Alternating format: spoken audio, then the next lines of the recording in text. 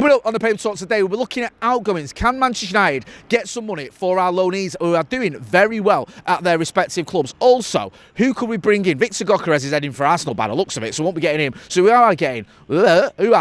Let's get into it.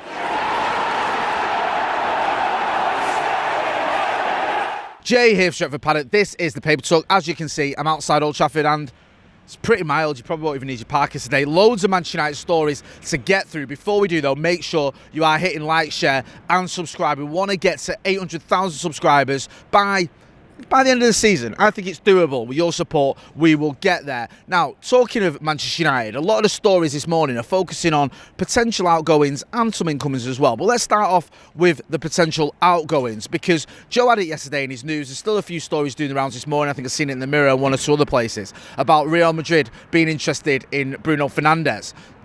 Joe mentioned it, and I think there's talk of it even being up to a £90 million bid for Bruno Fernandes. Now, look, when you hear £90 million for a player that's over 30, you're going to be tempted, aren't you? Even the most ardent Bruno Fernandes supporters might be looking at that going, that's a bit of a tempting offer, that. Is it a bit of a no-brainer getting that kind of money for someone who, you know, is getting towards, I wouldn't say the end of his career, but he's certainly coming sort of past his peak almost, or at his peak now, so you would say that perhaps this is the time to cash in. Well, you would say that, or you might say that, but I wouldn't. Losing Bruno Fernandes would be an absolute disaster. For starters, I don't think you can get 90 million quid for him. I think that is literally just paper talk. Also, he's one of the few players we've got who is good enough to win a title. I did a video on this the other day talking about players that you look at and you think that's a title-winning player if we had a good enough squad and a good enough team. He's one of them. Bruno Fernandes has absolutely carried his team ever since he arrived at Old Trafford. When he came in here, he was breaking all sorts of records with his goals and assists. Even this season, which has been one of the worst, if that's actually the worst season Manchester United have ever had in Premier League history, Bruno Fernandes' numbers are up there with almost anyone. He keeps getting goals and assists. He keeps putting in those performances. He is the captain, of course. And even some of the things I've criticised him for, like not scoring free kicks, he's even started doing that again. So I just feel to let someone like Bruno Fernandes go, not only would he be a massive loss to this team, what does it say? What is the message? Like, we've got a really good player, one player that we can rely on, we're getting rid of him. That's what we do now. That is the new sort of MO at Manchester United. I think it would be a terrible decision to let Bruno Fernandes go. Keep him. He is the captain. Look, we've won 2 trophies in the last couple of years, and both of those trophies we wouldn't have won if it wasn't for Bruno Fernandes. If you go back and watch the FA Cup final, for example, if you think we're winning that with Bruno Fernandes, then I've got some magic beans to sell you. Also, as well, if you look at ever since he's arrived, look at the amount of performances, look at the amount of games he's carried us through, look at the amount of goals and assists. And it isn't just about goals and assists. He's one of the few players that can actually create things, make things happen, and he can even put a tackle in, and he can cover every blade of grass, and he's never injured. Look at the amount of money we spent on Mason Mount, for example. I'm not trying to dig him out. What is it, 60 million quid on him? How many times has he played? Look at someone like Bruno Fernandes, who you spent a lot less on many years earlier. He plays practically every game. I think his injury record is one of the best in Europe. So just get a grip. Selling Bruno Fernandes would be a disaster. I don't see it happening. I don't see us getting 9 million for him for starters. But I think there's other players that maybe you can get off the books and get some money in, which is what I'm going to get to now. Marcus Rashford has finally started scoring for Aston Villa. I think it was about 120 days or something since he last scored. I think his last goals for anyone were for Manchester United against Everton when he got the brace here at Old Trafford. However, he got a couple in the FA Cup against Preston North End. Now look, I'm not going to say because Marcus Rashford got a couple of goals against Preston, one of which was a penalty. That's it, he's back to his best. But I think it is 4 assists, and 2 goals now since he's gone to Villa Park. Got back in the England squad. And I spoke about this the other week. There was this narrative building around Marcus Rashford that he's back to his best. We're seeing the great Marcus Rashford again.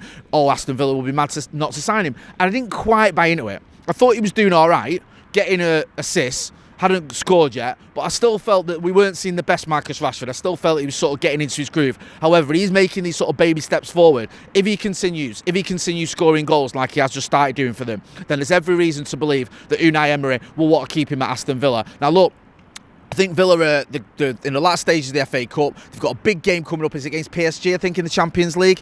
If you can help them get past that, if you can help them win a trophy, for example, in the FA Cup, which I don't think they've won since 1957. Also, as well, if you can get them into the Champions League, looking at it, I think they're about, is it 4 points off top 5, something like that? 3 points off top 5, 4 points off top four, if he can help him get into the Champions League, then I think, yeah, there's a good chance that Aston Villa will keep him. Now, there was talk, wasn't there, about £40 million for Matheus Rashford. Now, he's on big money as well, don't forget, at Manchester United. I think he's on around, is it 325k? Some saying it going up to maybe 350. I think that's a lot of add-ons and stuff like that, though. Now, maths isn't my strong point, but I will say this, and this is a bit of an exclusive. That's a lot of money every year for someone who's on a 3 or 4 year contract he's on. That's getting close to probably 20 million quid a year or something like that you could be saving on wages. Now, if you're saving something like, I don't know. Let's just say, for example, let's be a little bit slightly more conservative. Let's say you're saving 30 to 40 million on total on his wages over the term of his contract. Plus you're getting him 40 million quid for him as a transfer fee. That's money that you can go out there and then spend on players. That's going to be a massive help to Ruben Amorim when it comes to a transfer kitty. Then you look at other players as well who could potentially be going out the door in the summer. Antony just won the Sevilla derby. If you don't know if you saw the footage, Nathan Salt was over there. You might well go and check out his social media. He did a few videos, a few posts there. You saw Antony on Adrian's shoulders at the end of the game, waving a flag. The fans absolutely loving Antony. The club loving him. The manager loving him. There's every chance to believe he will be staying at Real Betis come the summer. And that is what Manchester United could do with, because, listen, you might say, oh, he's smashing it, getting back. It didn't work out for him at Old Trafford. I don't think just because he's smashing it at Real Betis, he's going to come back here and smash it. I think he had enough opportunities at United, and he's not quite good enough for the Premier League. He's certainly not good enough if Manchester United want to be challenging at the top end of the Premier League. If he can get a permanent move to Real Betis, that could be another 20, maybe even 25 million quid that Manchester United could bring in, plus saving a few quid on his wages. He's not on Marcus Rashford money, but even if he's on like 150, some say a little bit less than that, 100k a week, some saying it's 200k a week, whatever it is. Let's just say you save 10 million quid or whatever off his wages over the course of his contract, then that could be another 30 million quid you're looking at. This money adds up. Also as well, you've got Jadon Sancho. Now, we had this story last week how Chelsea were considering paying a £5 million almost penalty to not keep Jadon Sancho. However, Sky Sports pushed back on that and saying Chelsea are prepared to pay the 25 million quid for Jadon Sancho. That again could be some good money coming in for Manchester United. Another player who's on big money as well. He's on around 300k a week, I think, maybe 275k a week at Manchester United. If you get him off the wage bill, what's that going to save you? Is that another 15, 20 million quid? Maybe a little bit more?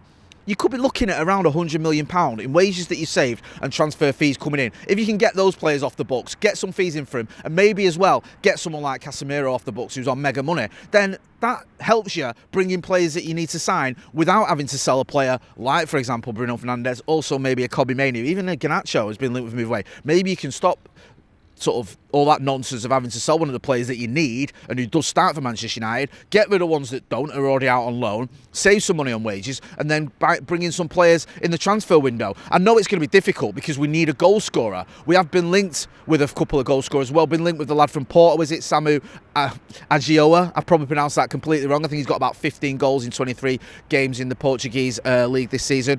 He's one we've been looking at. Also been linked with Jonathan David. He's on a free. That could be a good signing for Manchester United. You could bring in someone of the calibre Jonathan David on a free transfer. Other areas, other players have been linked in. Tyler Dublin, 100 million quid. Southampton were asking for. That ain't happening. Forget it. They're not going to get £100 million for Tyler Dublin. People say, well, Jack Grealish went for 100 million. Completely different situation. Manchester City, flying. They knew that they could have Jack Grealish in. It felt like it was almost that signing to make them a little bit more entertaining, a little bit less functional, shall we say. I don't see anyone getting 100 million. I don't see anyone paying, 100 million for Tyler Dublin. Maybe if United were to test the waters with something around 40, 50 million, maybe that deal could happen. Let me know in the chat in the comments whether you think that'd be a good one for Manchester United to make. I think he would fit into this Manchester United team, especially if you're saving money on a striker. Maybe you could afford to push the envelope a little bit on a player like Tyler Dublin. Another player we've been linked with as well is Matheus Cunha. He's been indicating that he's ready to leave Wolves. I think that's a bit of a no-brainer. Could Manchester United go in for him? Could he fit into one of those two number 10 roles that Ruben Amorim likes? I think he probably could, to be honest with you. I think that would work quite well for Manchester United. Can we afford him? No. Who knows? But maybe there's a way Manchester United could get all these players off the books, save some money on wages, and then go out and buy someone like maybe a Cunha, like maybe a Tyler Dublin, maybe bring in a Jonathan David. Maybe you bring in a young lad from Portuguese League. Let me know in the chat in the comments whether you think this is all doable, whether you think it can happen. Don't forget as well, Manchester United facing Aston Villa in the FA Youth Cup semi-final tonight. Big game.